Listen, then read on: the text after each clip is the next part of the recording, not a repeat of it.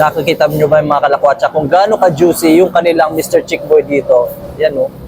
Umuusok-usok pa mga kalakwatsa.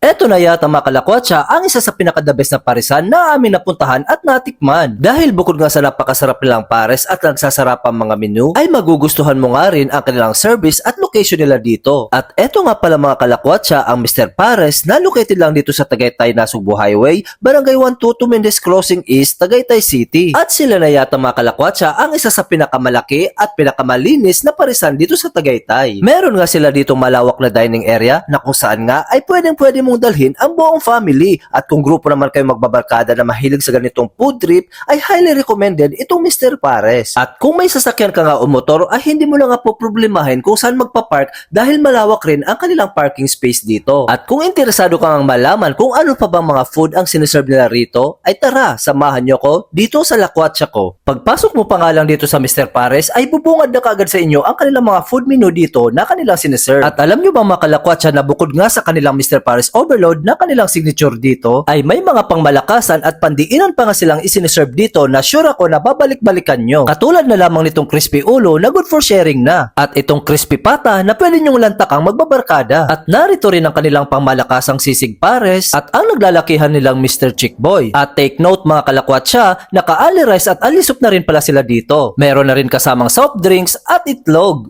Ang bestseller natin dito sa Mr. Pares ay ang Mr. Pares Overload. Meron na siyang bone marrow, beef chunks, balat ng baka, bagnet, crispy bulaklak, only rice and soup at may soft drinks na siyang kasama. Kaya meron tayong mga group meal dito. Number 1 natin sir, yung crispy pata. Good for 4 na siya sir. Meron siyang 4 na only rice at sabaw, 4 na soft drinks, 4 na itlog at meron na rin siyang bagnet at bulaklak.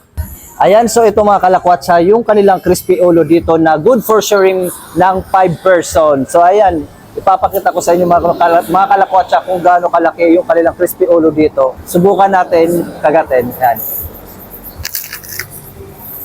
Ang crunchy ng balat niya, pero yung laman niya, napakalambot. Sarap actually.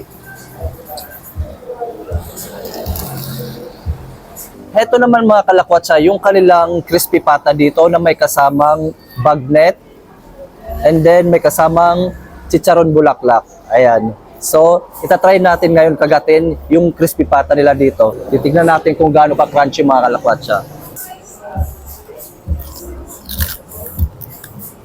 And then, ito naman yung kanilang sisig pares. Ayan, so, titikman din natin siya mga kalakwatsa.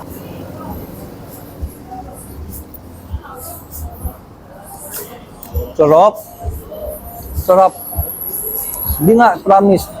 Then, heto naman mga kalakwatsa, yung kanilang Mr. Chick Boy. Ayan. So, kung makikita nyo, napakalaki ng leg quarter nila dito. So, titingnan natin kung gaano ka-juicy mga kalakwatsa. Wow, mainit. Juicy. Juicy. Nakikita nyo ba yung mga kalakwatsa kung gaano ka-juicy yung kanilang Mr. Chick Boy dito. Yan o. Umuusok-usok pa mga kalakwatsa.